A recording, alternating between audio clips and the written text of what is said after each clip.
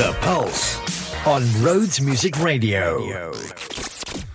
Now today we're starting off our show with two very, very special guests who are going to be speaking to us about a very important topic. So first up we have Dr. Baz and Mthetheleli Ngxeke from the University of New York. She is a professor at the John Jay College of Criminal Justice. She's also the author of a critically acclaimed book, Incarceration, A Journey to Justice in Prisons Around the World. And she is also the founder and executive director for the Incarceration Nations Network, which is a partner-led organization that focuses on systemic change in mass incarceration. We are also joined by Mr. Mthetheleli Ngxeke, who is the Global Freedom Fellowship Project Leader. So they have joined us today to talk about the organization as well as the launch of the Global Freedom Fellowship campaign. Thank you so much for joining us today. How are you guys doing? We are excellent.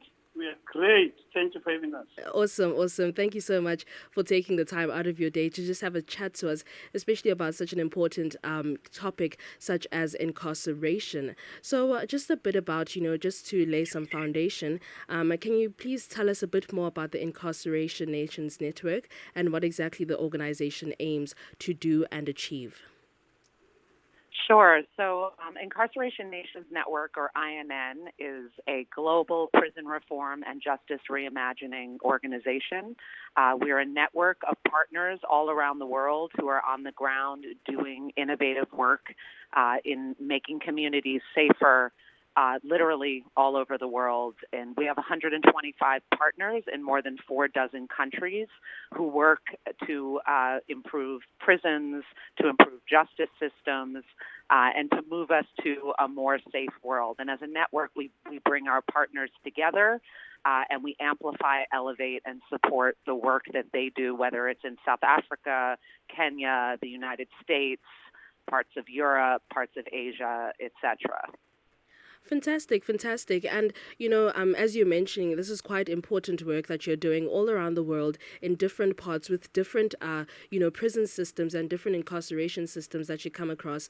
So what are some of the successes that you've had in the work that you've done through this organization?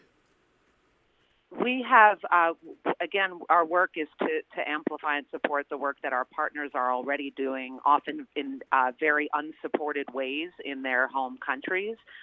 So we have had international events where we've brought people from around the world together and gotten lots of wonderful media attention for this issue, getting people to think differently about crime and justice, to think more thoughtfully about crime and justice and prisons and prison reform issues. We have a documentary series that we've had screenings of all around the world in collaboration with our partners. We've helped our partners advance various projects, whether it's policy change work, whether it's getting, again, more attention to this issue paid so that they can do their work with greater public support and also with greater government support. Fantastic. And as I did mention earlier, there is a campaign that has been launched by the INN called the Global Freedom Fellowship campaign. So can you tell us a bit more about that campaign and what exactly it is aiming to do? The Global Freedom Fellowship is the first of its kind fellowship program for formerly incarcerated leaders from around the world to come to South Africa and build together transnationally and move us all to a place of greater and wiser safety and community. And so in March of this year, we'll be bringing 17 leaders all of whom have spent time in prison and bring to bear that wisdom on the work that they do. And they'll be coming to South Africa for 2 weeks, again, to connect with each other, to connect with South Africa, and to create all kinds of transnational collaborative projects. And so it's really our way of recognizing that that which is going to bring us more toward justice are people who have lived experience of the justice system, and they should be leading the way in justice system reform. That is quite beautiful. And, as I did mention, Mr. Ngxeke is the project leader for that campaign. And I see that also you will be collaborating with the Ubuntu Learning community. So can Mr. Ngxeke just tell us a bit more about that collaboration, what it entails to do as well? Thank you for the question. Ubuntu Learning Community, it's incarcerated individuals who are studying on the inside and also coming on the outside, continuing with their studies. They are studying respective fields. We've got lawyers, we've got community development, and then we've got various people studying different perspectives. But all of these guys, when they are coming outside, you need to always to understand that they need jobs. They need to be plugged in within the community. And how does that happen is that for us to sensitize communities that people that are in prison, they are people that happens to be in prison. They are not people who are in prison. They are people who happens to be in prison who are going to come back and rejoin us in our communities and needs to continue with their studies, needs to continue with their lives economically and also in health-wise. And I should also add that there are 4 South African fellows as part of this program, and all of them have been a part of the Ubuntu Learning Community, which is all of them were studying via UNISA while they were incarcerated.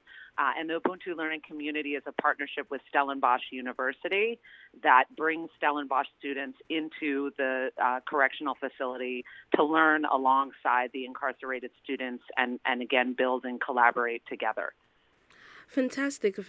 And so I heard earlier that you did mention that in March of this year, there will be, I think, 4 fellows from South Africa as well as around the world who will be coming, in light of this program and this campaign. So can you just tell us a bit about the activities that will be happening, when they come over to South Africa for this campaign?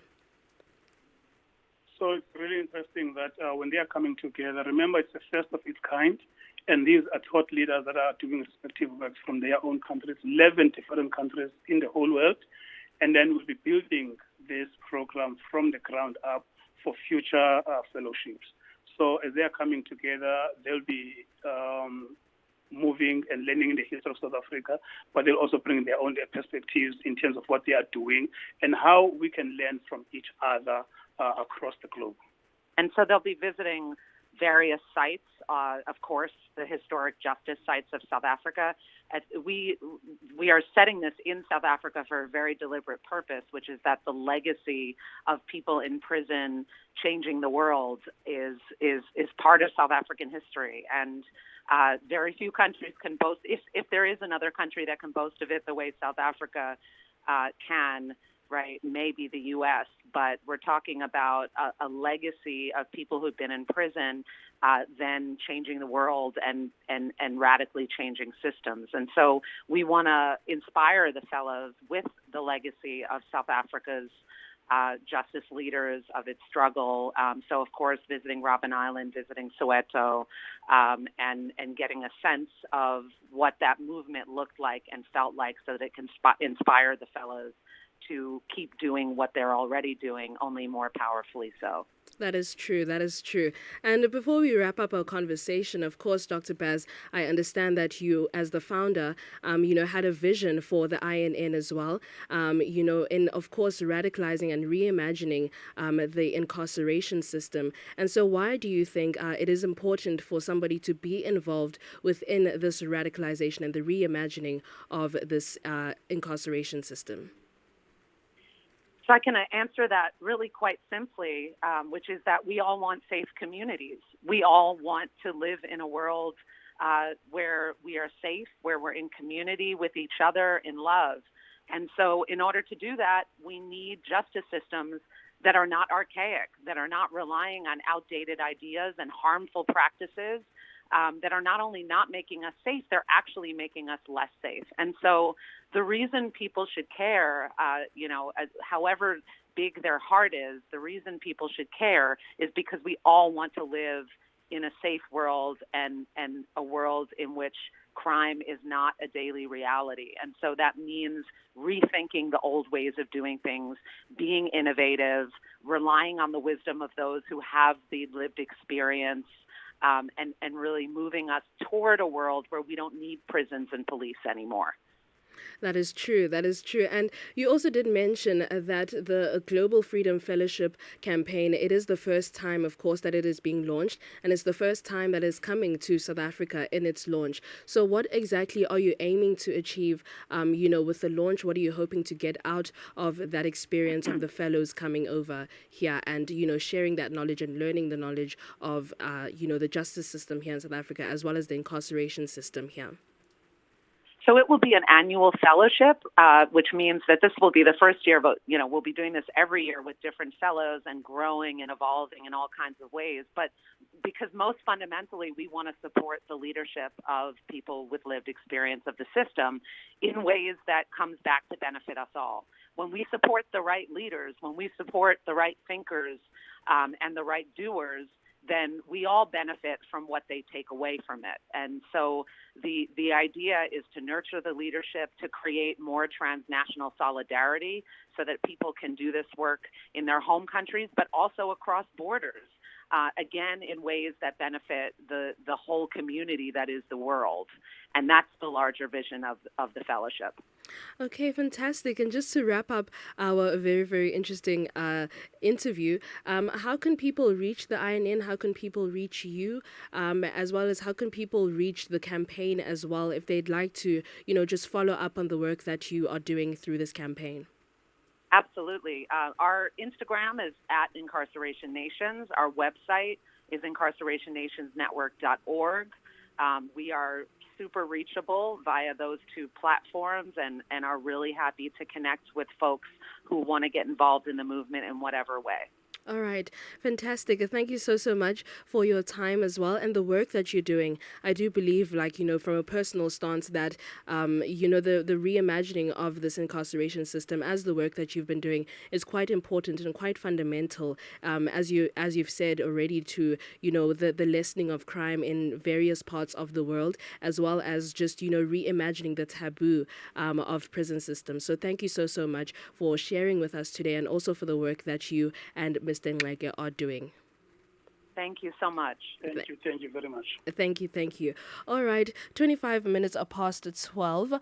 We've had quite an interesting interview. That was Dr. Baz Dresinger as well as Mr. Mthetheleli Ngxeke, who were talking to us about the work of the Incarceration Nations Network, as well as their launch of the first ever Global Freedom Fellowship campaign. So you did hear that you can reach them or follow their activities of the campaign and as well as of the network on different social media sites. The Pulse on Rhodes Music Radio.